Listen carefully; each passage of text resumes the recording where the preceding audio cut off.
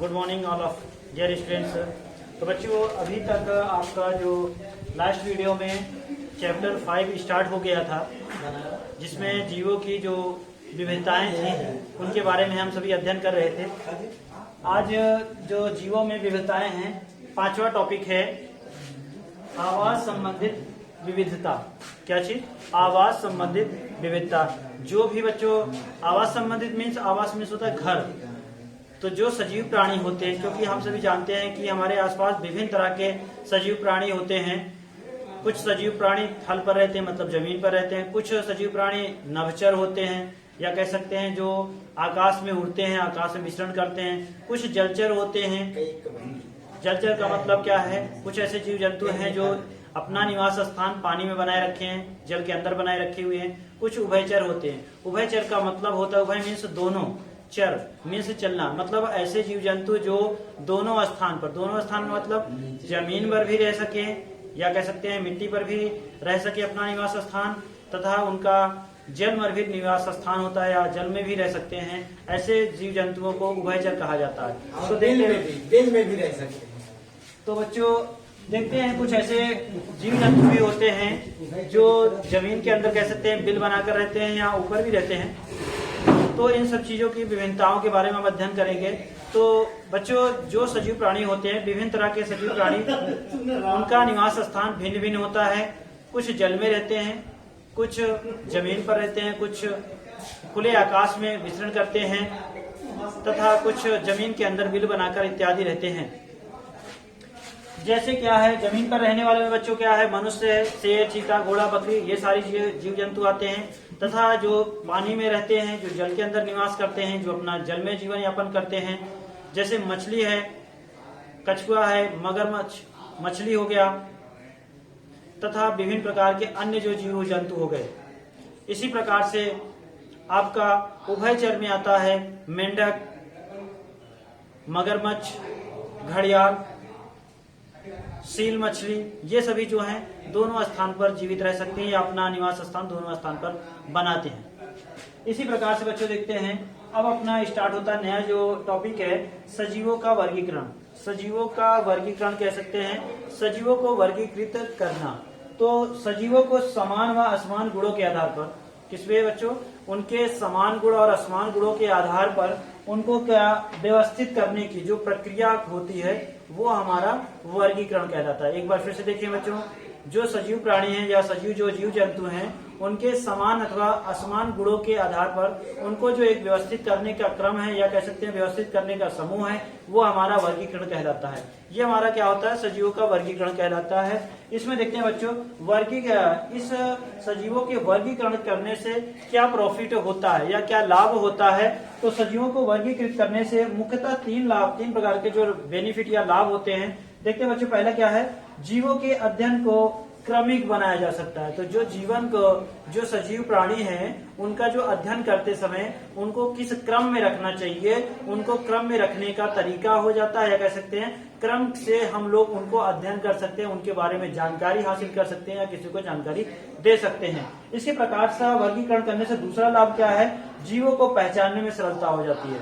क्या हो जाती है बच्चों? जो सजीव प्राणी है, जो जीव जंतु हैं, उनको पहचानने में क्या हो जाती है? हमें आसानी हो जाती है, सरलता हो जाती है। क्योंकि पहले जब उनको हम क्रमिक कर लेते हैं, फिर क्रमिक से बाद जो विभिन्नताएं पाई जाती हैं विभिन्न तरह के सजीवों में, उनके पहचानने में भी हमें आसानी हो जाती है। इस प्रकार से तीसरा बच्चों है वर्गीकरण के लाभ, अनेक प्रकार के जीवों के बारे में हमें ज्ञान हो जाता है। क्या हो जाता है? अनेक प्रकार के जीव जंतु हैं, जो विभिन्न प्रकार के जीव जंतु होते हैं, उनके बारे में हमें अच्छी तरह से जानकारी हो जाती है। कैसे? उनके क्रम के बारे में, कौन छोटा है, कौन बड़ा है, किसका आकार कैसा होता है, कौन सी प्रजाति कैसी होती है, इनके बारे में हमें विस्तृत जानकारी हो जाती है। और इनके विस्तृत जानकारी को हम अच्छी तरह से कहीं पर इकट्ठा करके रख सकते हैं, या किसी चीज के बारे में बता सकते हैं।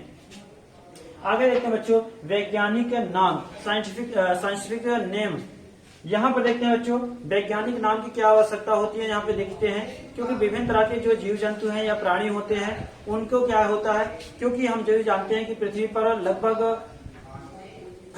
करोड़ों की तादाद में, या कह सकते हैं करोड़ों तरह की प्रजातियों या लाखों की तादाद में प्रजातियां, विभिन्न तरह के सजीवों की प्रजातियां पाई जाती हैं जिनके नाम, संरचना, रूप, आकार भिन्न होता है। यदि उनको अध्ययन करते समय अध्ययन करने में हमें सरलता हो, इसलिए उनका कोई स्पेसिफाई या कह सकते हैं विशेष वैज्ञानिक नाम रखा गया है, जिससे उनकी समानता नहीं होती है। कह सकते हैं कि भिन्न तरह के जीव जंतुओं के एक ही नाम नहीं होते हैं, क्योंकि क्या होता है कि हम लोग अपनी व्यवहारिक भाषा में या कह सकते हैं मातृभाषा में या लोकल लैंग्वेज में या भिन्न भिन्न देश, प्रदेश, क्षेत्रों में एक ही जीव जंतु के अलग अलग नाम होते हैं। क्या होते हैं? अलग अलग नाम से उन्हें जाना जा सकता है। लेकिन क्या होता है कि हमें कहीं पर कोई जीव जंतु है और उसको अपने देश में या दूसरे देश में या दूसरे प्रांत में उसको समझना हो तो एक उसके लिए एक मानक नाम होना चाहिए या स्टैंडर्ड नाम, जिसे वैज्ञानिक नाम कहा जाता है, जिसके कारण से उसका या उस प्रजाति का विशेष गुण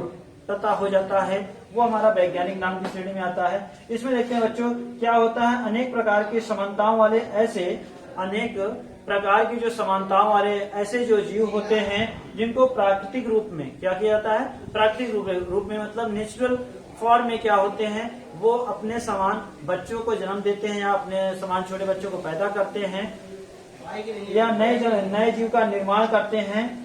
इन प्रजातियों को वर्गीकृत किया जाता है या इनकी प्रजातियों को क्या कहते हैं, सदस्य कहते हैं। क्या कहते हैं? सदस्य कहते हैं। मतलब समान प्रजातियों वाले, प्रकृति में जो है समानताओं वाले से सभी जो प्रकृति में स्वतः पैदा होते हैं या नए बच्चों को जन्म देते हैं, ऐसे प्रजातियों को सदस्य कहा जाता है। आगे देखते हैं, जैसे क्या है गाय।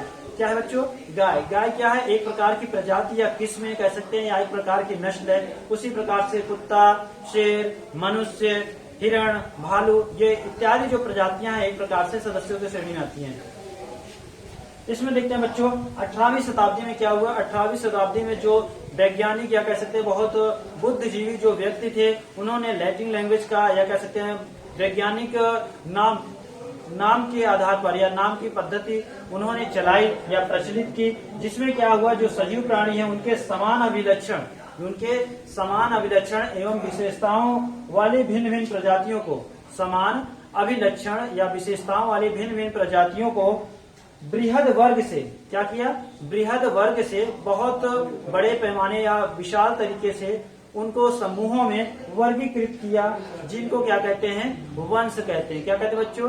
वंश या जीन्स कहते हैं। तथा वंश या जीन्स कहते हैं तथा इनकी जो किस्में होती हैं वो प्रजातियां कहलाती हैं। इस प्रकार से कह सकते हैं कि जो वैज्ञानिक नाम है उनको मुख्य दो नामों से जाना जाता है या दो नाम उसमें होता है। पहला जो अक्षर होता है वो आपका वंश को दर्शाता है, किसी भी प्रजाति के या वैज्ञानिक नाम में जो पहला अक्षर होता है या पहला वर्ण या शब्द होता है वो उस प्रजाति या उस किस्म की या नस्ल की वंश को दर्शाता है या वंश को बतलाता है। दूसरा जो शब्द होता है वो प्रजाति को व्यक्त करता है। इस प्रकार से वर्गीकरण की जो ये पद्धति होती है, क्या चीज बच्चों, इस प्रकार से जो वर्गीकरण की सजीवों की वर्गीकरण की यह पद्धति है द्विनाम पद्धति या द्विनाम पदावली के नाम से भी जानी जाती है।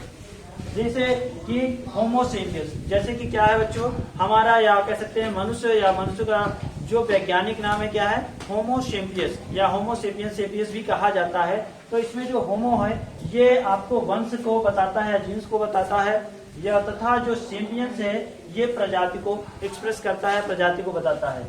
इसी प्रकार से हमारे यहाँ आपकी जो बुक्स में कई तरह के सामान्य नाम दे रखे हैं तथा उनके जाति नाम या कह सकते हैं वैज्ञानिक नाम दिया गया है। आप देखेंगे अपने बुक्स में काफी सारे हैं, जैसे आम का ही है मैगीफेरा इंडिका, तथा शेर का है पैंथरा, तथा सांप का नाजा आदि वैज्ञानिक ऐसे नामों से हम लोग जानते हैं, उन्हें पुकारते हैं, कह सकते हैं। आगे देखते हैं बच्चों, जीव जंतुओं का वर्गीकरण। क्या चीज?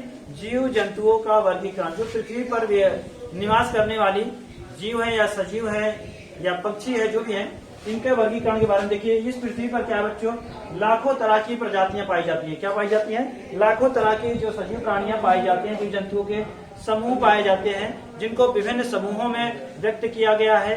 कैसे? जैसे कि कुछ क्या होते हैं प्राणी या कुछ सजीव प्राणी ऐसे हैं जो कि थल पर निवास करते हैं, इसलिए इनको थलचर कहा जाता है। तो जैसे में क्या है, मनुष्य, शेर, चीता, ये सारे थलचर में आते हैं। इसी तरह से कुछ सजीव ऐसे हैं जो अपना निवास स्थान जल में बनाए हुए हैं। कहाँ बनाए हुए हैं? जल के अंदर रहते हैं। ऐसे सजीवों को क्या कहा जाता है? जलचर कहा जाता है। जैसे आपके मछली हो गए, विभिन्न तरह के पानी में निवास करने वाले से व्हेल हो गए, बहुत सारी मछलियां, या ऑक्टोपस हो गए, केकड़ा हो गए, ये सब सारे जलचर में इनकी गिनती की जाती है। इसी प्रकार से आते हैं आपके उभयचर। कौन से बच्चों? उभयचर। जीव जंतुओं में जो वर्गीकरण है आपका उभयचर आते हैं। उभयचर में बच्चों क्या होता है कि ऐसे जीवों को गिना जाता है, ऐसे जीवों को रखा जाता है जो कि अपना निवास स्थान, या कह सकते हैं कि अपने आप को पानी में और थल में, या कह सकते हैं जमीन के ऊपर कंफर्टेबल फील करते हैं। एक प्रकार से कहा जा सकता है उभयचर वे प्राणी होते हैं जिनका निवास स्थान या जो पानी और जल दोनों में रह सकते हैं, उभयचर कहलाते हैं। जैसे आप देखते हैं कि केकड़ा क्या है? पानी में भी रह लेता है और जमीन पर भी रहता है। कछुआ क्या है? पानी में भी तैर लेता है और जमीन पे भी निवास स्थान या जमीन पर भी रह लेता है। इसी प्रकार से मगरमच्छ भी है, पानी में भी रह लेता है और जमीन पर भी रह लेता है। और आपका जो नॉर्मल सामान्य है कि आजकल बरसात का समय चल ही रहा है, मेंढक भी क्या है? एक प्रकार का उभयचर प्राणी है जो कि पानी में भी निवास कर सकता है या रह सकता है, या उसका घर बना सकता है, तथा जमीन पर भी वो अपने आप को कंफर्टेबल फील कर सकता है। ये विभिन्न तरह के जीव जंतु हैं जिनके श्वसन या जीवन के लिए उनको प्रकृति द्वारा अमूल्य वरदानी कह सकते हैं, या उनको प्रकृति द्वारा उनको ऐसे शरीर की संरचना प्राप्त हुई है। आगे देखते हैं बच्चों, जो लक्षणों के, अब क्या है, जो सजीव प्राणी हैं या जीव जंतु हैं, लक्षणों के आधार पर जीव जंतुओं को समूहों में वर्गीकृत किया गया है। जैसे जंतु है या पक्षी हैं या सजीव कह सकते हैं, दो प्रकार के मुख्य होते हैं। कितने प्रकार के? दो प्रकार के। पहला क्या है? कशेरुकी। क्या अनुसार? कशेरुकी। दूसरा है अकशेरुकी। ऐसे कशेरुकी क्या होते हैं? ऐसे जीव जंतु जिनमें मेरुदंड या रीढ़ की हड्डी पाई जाती है, वो क्या होते हैं बच्चे? कशेरुकी जंतुओं में या कशेरुकी प्राणियों में उनकी गणना होती है। अकशेरुकी क्या होता है? ऐसे जीव जंतु या सजीव जिनके रीढ़ की हड्डी नहीं पाई जाती है, उनको अकशेरुकी श्रेणियों में रखा गया, या सजीवों या जीवों में, जंतुओं में रखा गया है। देखिए बच्चों, इसमें आगे क्या है? कशेरुकी में कौन कौन से हैं? मत्स्य हैं, मत्स्य मीन्स मछली या जल में रहने वाले, इनमें भी रीढ़ की हड्डियां पाई जाती हैं। और क्या है? उभयचर। उभयचर में से जो जल में भी रहता है और थल में भी रहता है, वो उभयचर होते हैं। जैसे मेंढक है, इनमें भी हड्डियां पाई जाती हैं। मगरमच्छ है, इसमें भी। और आपका घड़ियाल है, कछुआ है, ये सभी में क्या होती हैं? कशेरुकी होती प्राणी है, या कह सकते हैं इसमें कशेरुकी या मेरुदंड पाया जाता है। उसके बाद है सरीसृप। सरीसृप में ये भी जो सरीसृप में से रेंगने वाले, कौन से? रेंगने वाले, ऐसे प्राणी जो रेंग कर चलते हैं, वो सरीसृप में गिनती होती है। जैसे क्या है बच्चों कि आपका छिपकली है, गिरगिट है, सांप है, मगरमच्छ है, ये सब क्या होते हैं? रेंग रेंग कर चलते हैं। पिछकपड़ा भी है, मोटा है, ये सारे चीज जो जीव जंतु हैं, ये आपके बच्चों सरीसृप प्रजातियों में आते हैं। इसके बाद है पक्षी। पक्षी जानते हैं जो कि नभ में या आकाश में या पूरे आसमान में उड़ सकते हैं। ये सभी क्या होते हैं?